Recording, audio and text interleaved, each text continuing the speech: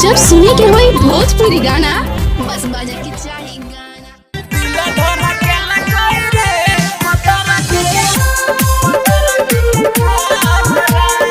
Music by Rajiv बाबू।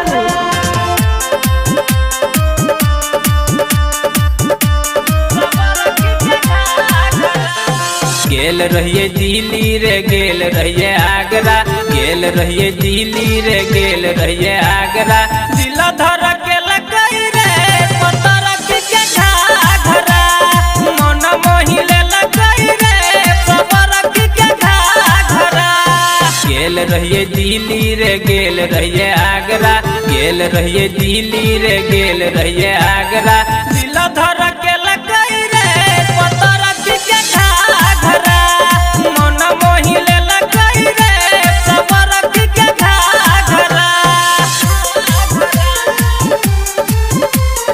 मन मोहिले लगई रे पतर के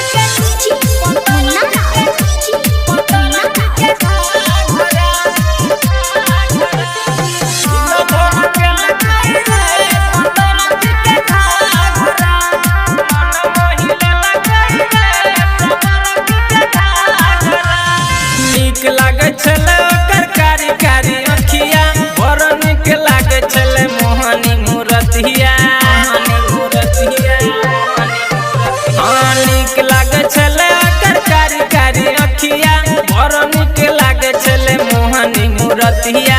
ओहिया से घूमे गेल रही रे छापरा, ओकरे ला भेल रहे छौरा सब में लाफरा।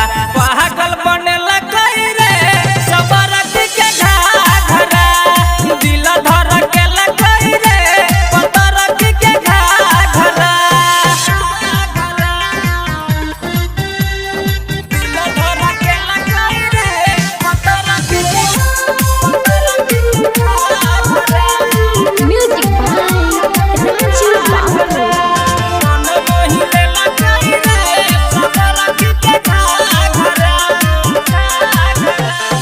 मनी शंकर राज मरे ओकरे पहिले, अखिया शराबी ओकर मोती देना झहरे। हाँ मनी शंकर राज मरे ओकरे पहिले, अखिया शराबी ओकर मोती देना झहरे।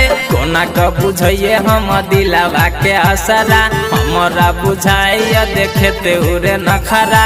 इंदिया उरे लगई रे सबर के घाघरा, दिल धर के लगई रे पतर के घाघरा।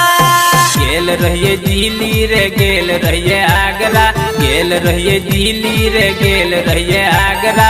दिल धर के